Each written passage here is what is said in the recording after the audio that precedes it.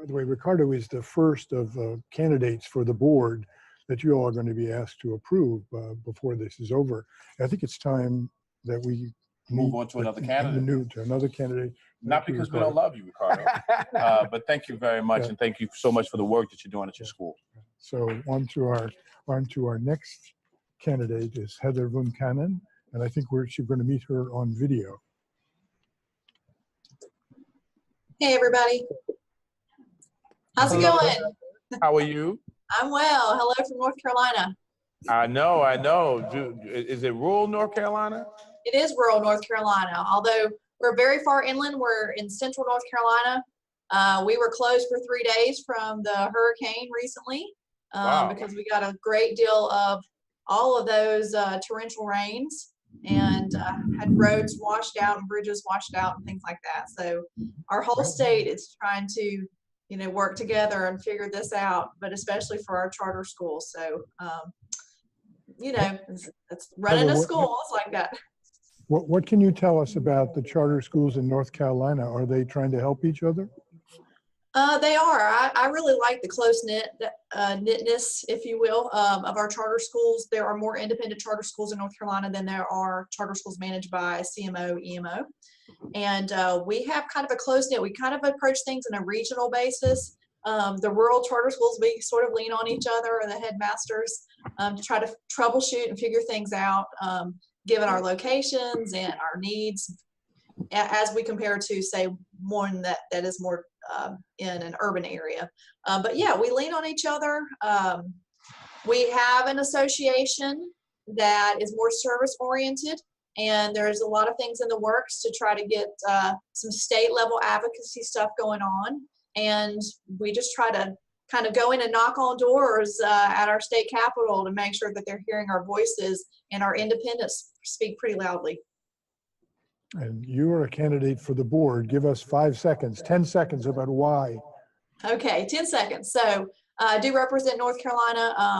I am from a rural charter school, which we know that they have their own kind of issues, and I want to help be part of that voice, that collective voice of independent charter schools. We're a mom and pop school, as they say. We grew up from our community. We've been going for about we started our 6th year. We have 1,700 students in a rural charter school, which is pretty much unheard of. We're the fifth largest one in our state. And so we're trying to help the rural communities actually have these school choice options, and then help other schools get started here in North Carolina. But we really want to lend a hand and a voice to this movement, and make sure that those folks in Washington also understand the plight of rural charter schools, but all independent schools. And we're just excited to have the opportunity to do so. You got my vote. Thank you so much, Heather. And I look forward to hopefully working with you in the future. Yeah. Thank you. We're now going to move on to Richard Lee, the principal of Academy of the City Charter School in Queens. How you doing, Mr. Lee? And he's a candidate. Yes, he is. Give us your pitch. Why should we vote for you? It's hard to follow up after students go on. I've been in education for 25 years, 10 years as a teacher, then 15 years as an administrator. Worked both in public school, charter schools, and also independent private schools. Charter schools, I think, give a choice to families that some of the schools may or may not. It's also free public education as well. Very excited to be part of CPICS. It's a great organization that has a lot of potential to really give representation to independent charter schools. We're located in Woodside, Queens. We're very busy today because it's curriculum night. So actually I'm going to have to jump out to do a presentation to 5th grade parents about middle school in a couple of minutes. Thank you very much. You got my vote. You got mine too. Thank you very much, Mr. Lee. We now have Diane Jacobson, who is joining us. And she's another candidate. She's going to tell us why we should vote for her. Hi, you guys. Hello. We bring greetings from Prescott, Arizona. I am joined with by two students, Asher King, who's in 8th grade and has been at Skyview since 2nd grade, and Avery McKenzie, who's been with us. This is her 3rd year, and she's also an 8th grader. And I don't know if you can tell, but while we were waiting to go live, they have homework. So, so we've sent them back to class to get their homework. A little bit about myself is Skyview School is in their 23rd year. We're in our 23rd year. I've been here, this is my 13th year. I've been an advocate of charter schools for 17 years when my son first went into a charter Waldorf school in kindergarten. So for me, I think that speaks to what the charter system provides, which is an opportunity. Choice is an easy way of saying it, but I think innovation, new ideas, new ways of bringing curriculum to children that's free. Because before the charter world, you had to pay tuition. Waldorf schools in particular are extremely expensive to go to. So alternative, innovative choice is now available to this country and to students in this country because of charter schools. So Charter schools should have an admissions test? We don't have admissions tests. We're publicly funded, so obviously, so we don't necessarily have admissions. Arizona is an open enrollment state, so if we have a spot available and a student applies, that student is accepted, regardless of academic or any kind of disabilities, race, creed, color. We can't discriminate, and we don't want to. Well, thank you very much, Ms. Jacobson, and let your kids get back to their homework. Hey, this is David Lockett, checking in on Can you hear us, the David? CPICS Center. Yes. So you're a candidate for the board. Give us your pitch. Give us your 30-second election pitch. Okay. Hey, my name is David Lockett. I'm a STEM teacher at Bach Academy in Lake Wales, Florida. If you notice, if you look around me, we have some very cool robots here.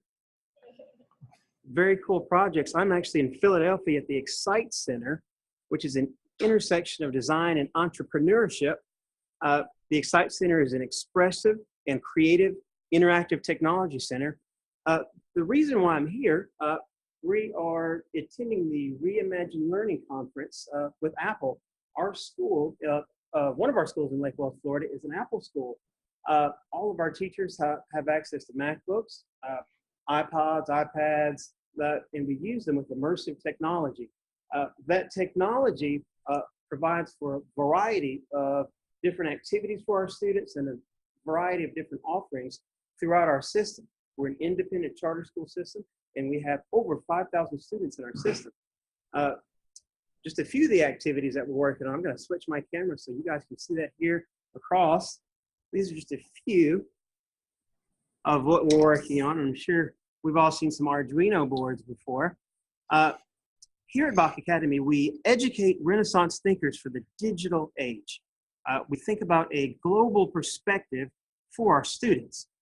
We're a community-based charter school system with a local governing board and trustees.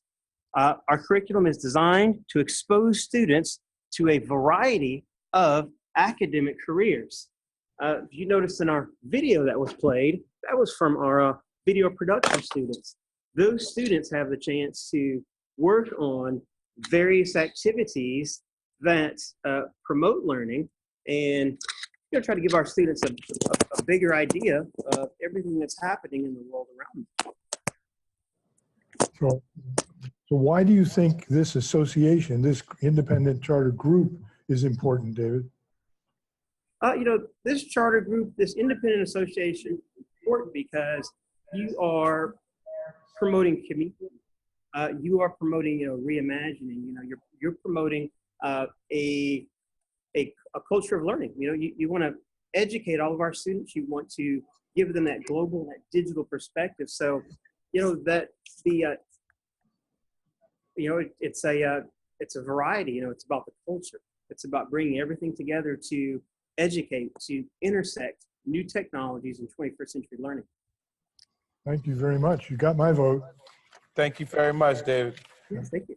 So let's go to Iris, another candidate for the school board. How are you doing today? I'm doing well. How are you guys? All right. We're having fun. Tell us why we should Good. vote for you. Give us your pitch.